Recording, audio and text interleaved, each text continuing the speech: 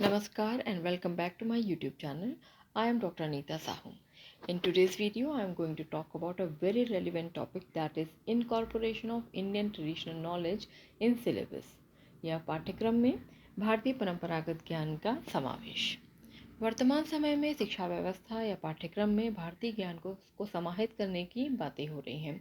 अब देखते हैं कि क्या बेनिफिट्स हैं या क्या फ़ायदे हैं, क्यों हम इस भारतीय ज्ञान को शिक्षा व्यवस्था में शामिल करने की बात कर रहे हैं।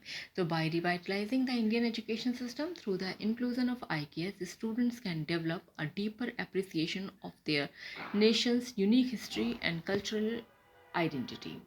And by incorporation of this in Indian knowledge system, there are many benefits. Like the students can have numerous benefits, like including fostering a better understanding of India's rich cultural heritage and providing proved solution to contemporary challenges faced by the country. भारतीय ज्ञान परंपरा को पाठ्यक्रम में शामिल करने के बाद स्टूडेंट्स अपने देश की जो यूनिक हिस्ट्री है, जो विशिष्ट इतिहास है, जो सांस्कृतिक रूप से समृद्ध इतिहास, उसके बारे में जान पाएंगे और जो सांस्कृतिक पहचान है उसके बारे में भी समझ उनकी बढ़ेगी। साथ ही साथ वो उनके अंदर एक बेटर अंडरस्टैंडिंग यानी एक बेहतर समझ उत्पन्न होगी और वे जो वर्तमान समय में जो भी समस्याएं आ रही हैं देश के समझ, विश्व के समझ, उनको वे जो प्राचीन ज्ञान के माध्यम से सॉल्व कर सकेंगे या सॉल्व करने के प्रति उनकी समझ भी बढ़ेगी। Indian traditional knowledge offers a treasure of wisdom in areas such as philosophy, ethics, science, arts, and social structure, which can be meaningfully integrated into modern curricula to enrich students' understanding of the world. वर्तमान समय का जो करिकुला है या जो पाठ्यक्रम है उसमें जो हमारा प्राचीन ज्ञान है, जैसे भारतीय दर्शन, भारतीय मूल, भारतीय साइंस या विज्ञान, कला, सोशल स्ट्रक्चर आदि के जो समृद्ध ज्ञान को हम शामिल करके स्टूडेंट्स या छात्रों की समझ को और अधिक बढ़ा सकते हैं। साथ ही साथ the main objective of integrating IKS into education system is to ensure that India's ancient knowledge systems such as Ayurveda, Yoga and traditional arts are preserved and promoted for future generation. साथ ही साथ इसका एक बड़ा मुख्य उद्देश्य ये भी है कि हम अपने पारंपरिक ज्ञान जैसे कि आयुर्वेद है, योग है, ट्रेडिशनल आर्ट्स है, इन सबको हम संरक्षित भी करें और साथ साथ आने वाली पीढ़ियों के लिए हम उन्हें संवर्धित भी करें और उसे हम प्रमोट भी करें। अब हम देखते हैं कि बहुत सारे ऐसे तरीके हैं जिसके माध्यम से हम परंपरागत ज्ञान को पाठ्यक्रम में या करिकुलम या सिलेबस में हम शामिल कर सकते हैं, जैसे bye incorporating ancient science and mathematics. तो भारतीय विज्ञान और मैथमेटिक्स या गणित का बहुत अधिक योगदान रहा है। तो Indian contributors to science, Indian scholars have made significant contribution to various scientific fields and these can be integrated into science education. For example Aryabhatta, मतलब बहुत सारे ऐसे वैज्ञानिक रहे हैं जिन्होंने एक ऐसी अद्वितीय खोजें की हैं जिनके बारे में बहुत से लोगों को ये भी नहीं पता है कि वो भारतीय खोज थी या उनका विकास या आविष्कार भारत में हुआ था। जैसे Aryabhata, his work in mathematics and astronomy can be highlighted focusing on his contribution to algebra, the concept of zero and the approximation of pi. इसी तरह Brahmagupta, his contribution to mathematics, particularly the introduction of negative number, can be part of curriculum of number theory. यानी ये जो जिन महान वैज्ञानिकों और गणितज्ञों की हम बात कर रहे हैं, इन सभी को हम सिलेबस में शामिल करके छात्रों को उस अपनी प्राचीन जो वैभवशाली जो समृद्ध ज्ञान था उससे हम परिचित करा सकते हैं। साथ ही साथ Sushruta, he was also known as a father of surgery. Sushruta ancient medical text can be use in health education to introduce student to early concepts of surgery and anatomy. इसी तरह आयुर्वेद और योग को भी हम सिलेबस में शामिल कर सकते हैं। आर्ट एंड कल्चर यानी कला और संस्कृति का भी विशेष प्रभाव है और इसका विशेष प्रभाव का हम लाभ जो है सिलेबस में ले सकते हैं, जैसे traditional arts and crafts, incorporating Indian traditional arts like Madhubani, Warli, Kalamkari और पत्थरचित्र एंड कांगड़ा पेंटिंग, इन सभी को भी हम एजुकेशन जो सिलेबस में शामिल कर सकते हैं and which can help students understand the cultural significance and history behind these art forms. Student can learn about the symbolism, techniques and themes used in these indigenous art forms. And likewise, classical dance and music like Bharatanatyam, Kathak, Kathakali and Odissi and various dance forms can be included in syllabus also to provide a rich heritage of India. Folk tradition, folk music, dance, theatre tradition from various regions of India can also be integrated to showcase the diversity and richness of Indian culture. यानी भारतीय संस्कृति की जो विविधता और समृद्धता को दिखाने के लिए भी हम जो डिफरेंट जो फोक ट्रेडिशंस हैं, डिफरेंट जो लोक कलाएं हैं, लोक परंपराएं हैं, उसको भी हम सिलेबस में शामिल करके उसका लाभ उठा सकते हैं। फिलोसफिकल सिस्टम यानी दार्शनिक व्यवस्था, योगा एंड मेडिटेशन जिसकी हम पहले भी बात कर चुके हैं। इसी तरह वेदांत एंड ध्यान, philosophy from Vedas, particularly Vedant, can be introduced to teach students about the concept of soul and universal consciousness. मतलब वेदों का ज्ञान, साथ ही साथ वेदांत, पर्टिकुलर वेदांत, इनको भी हम जो है छात्रों जो सिलेबस में शामिल करके स्टूडेंट्स को जो आत्मा, परमात्मा और लौकिक ज्ञान से हम उनको संवर्धित कर सकते हैं। And it will help them to explore the themes of identity, self realisation and interconnectedness.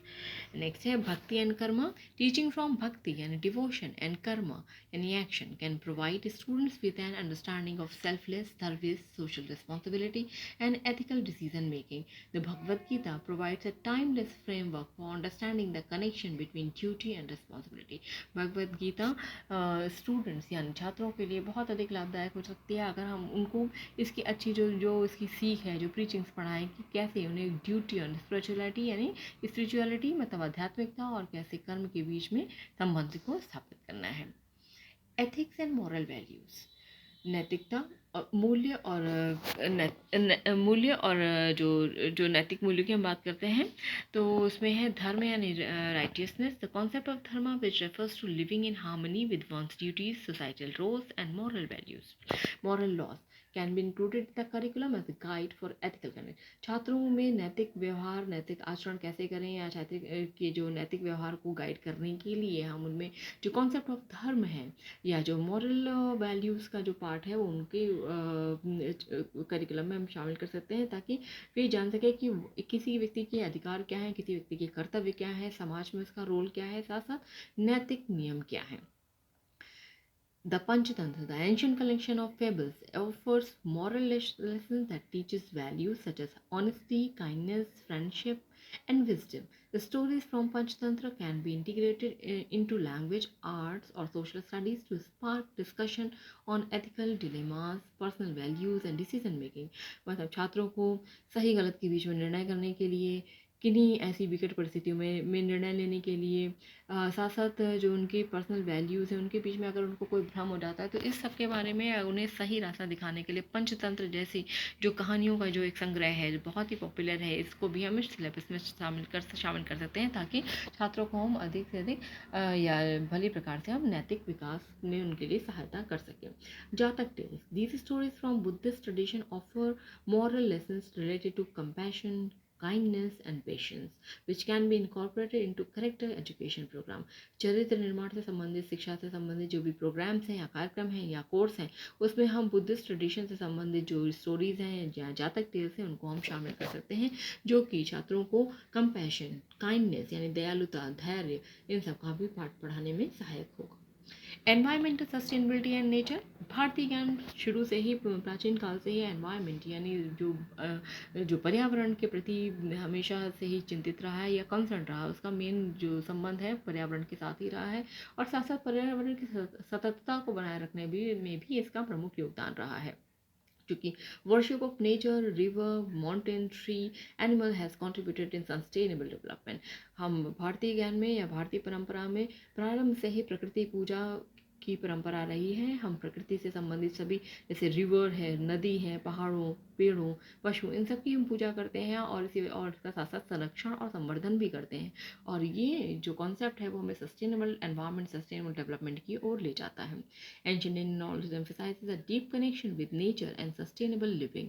Concepts like अहिंसा, प्रकृति एंड वसुधैव कुटुम्बकम, ये जितने भी जो कॉन्सेप्ट हैं जो कि भारतीय ज्ञान परंपरा की मूल में जड़ में शामिल हैं वो एनवायरमेंटल संचेतना या एनवायरमेंटल चेतना के तरफ हमें और अधिक जागृत करते हैं।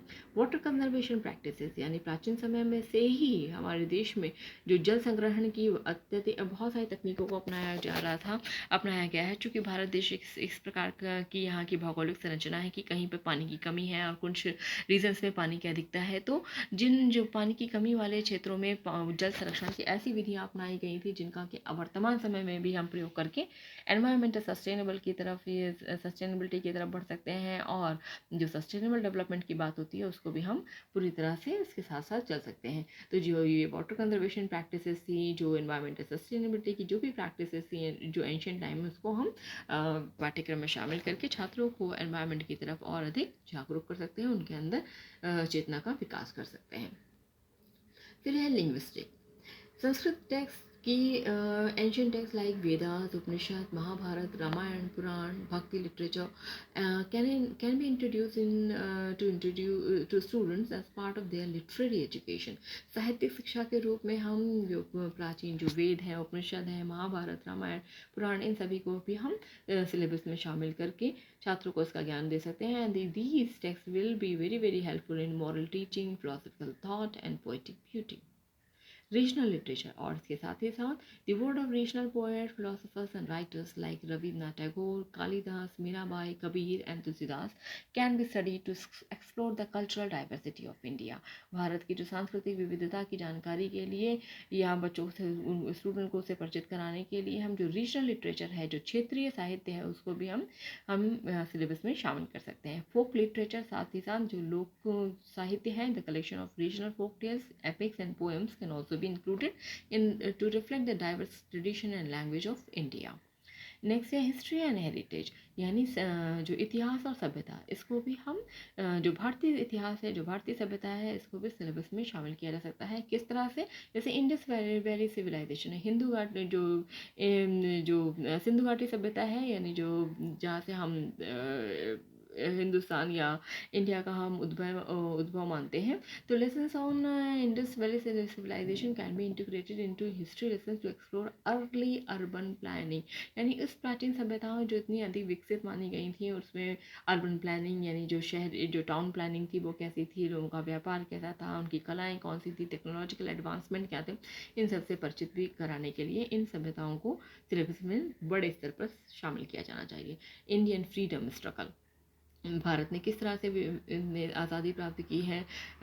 विभिन्न जो फ्रीडम फाइटर्स थे लाइक सुभाष चंद्र बोस, जवाहरलाल नेहरू, सरदार पटेल और भगत सिंह, और बहुत से ऐसे अनसंग फ्रीडम कंट्रीब्यूटर्स या फाइटर्स, ऐसे बहुत से लोग जिनको कि हम कम जानते हैं, उनके बारे में भी सिलेबस में शामिल किया जाना चाहिए, so that student may be explore to understand the struggle for independence and value of liberty, justice and non violence. Next है diversity of Indian culture. Bharat जो हमारा देश है वो क्या है, विविधताओं से पूर्ण है, यहाँ पर डाइवर्सिटी बहुत ज़्यादा है। तो student can explore the rich diversity of India's region, language, festival and tradition through history lessons that highlight India's cultural evolution and unity in diversity. And next है mathematics and astronomy. Mathematics and astronomy का मतलब ये है कि जो हमारा जो प्राचीन ज्ञान है वो गणित और साथ साथ खगोल शास्त्र में बहुत अधिक समृद्ध रहा है, और वह जो अभी पहले की स्लाइड्स में बताया जा चुका है कि ज़ीरो का आविष्कार भी हमारे यहाँ, बहुत सारी ऐसी चीज़ें हैं जिससे कि लोग अपरिचित नहीं हैं, उनसे भी हमें छात्रों को परिचित कराना होगा या परिचित कराना महत्वपूर्ण होगा। Vedic mathematics, the ancient system of Vedic mathematics which provides shortcuts for complex arithmetic calculation can be introduced to foster faster and more intuitive mathematical thinking। Vedic mathematics की आजकल हम बहुत बात कर रहे हैं, तो Vedic mathematics क्या है? ये जो अर्थमेटिक सोल्यूशन है, जो गणितीय जो कैलकुलेशन है, उसको सरल तरीके से समझाने में हमें काम आती है या उसको सरल तरीके से हल करने में हमें मदद करती है। इसको भी हम स्टूडेंट्स को इंट्रोड्यूस कर सकते हैं, जिससे कि वो और अधिक अच्छे तरीके से जो गणितीय जो चिंतन है या गणितीय विचार जो क्षमता है उसके अंदर उत्पन्न हो सके। एस्ट्रोनॉमी इन एंशिएंट इंडिया, प्राचीन भारत में खगोल शास्त्र, the astronomical knowledge of ancient Indian scholars such as Varahamihira and Brahmagupta which includes the calculation of planetary movement and understanding of solar system can be incorporated into science lesson to show the depth of India's contribution to its field। यानी जो खगोल शास्त्र से जो संबंधित बहुत सारी खोज है, जो प्राचीन भारत की जो कंट्रीब्यूशन है या योगदान है, उसे हम जो साइंस के विषयों में शामिल कर सकते हैं, जिससे कि हम बता सकें कि भारत का इस क्षेत्र में कितना अधिक महत्वपूर्ण योगदान रहा है और विश्व को उसे क्या सीख मिलती है। तो आज के लेसन में, आज के वीडियो में हम लोगों ने पढ़ा कि किस तरह से हम विभिन्न विषयों के माध्यम से हम जो परंपरागत ज्ञान है उसको, परंपरागत भारतीय ज्ञान को हम इंडियन एजुकेशन सिस्टम में हम शामिल कर सकते हैं और साथ ही साथ छात्रों को और अधिक समृद्ध और जो कल्चरली रिच बना सकते हैं। तो आई होप कि आज का वीडियो आपको पसंद आया होगा। अगर आपको वीडियो पसंद आया तो then please like, share and subscribe. Thank you.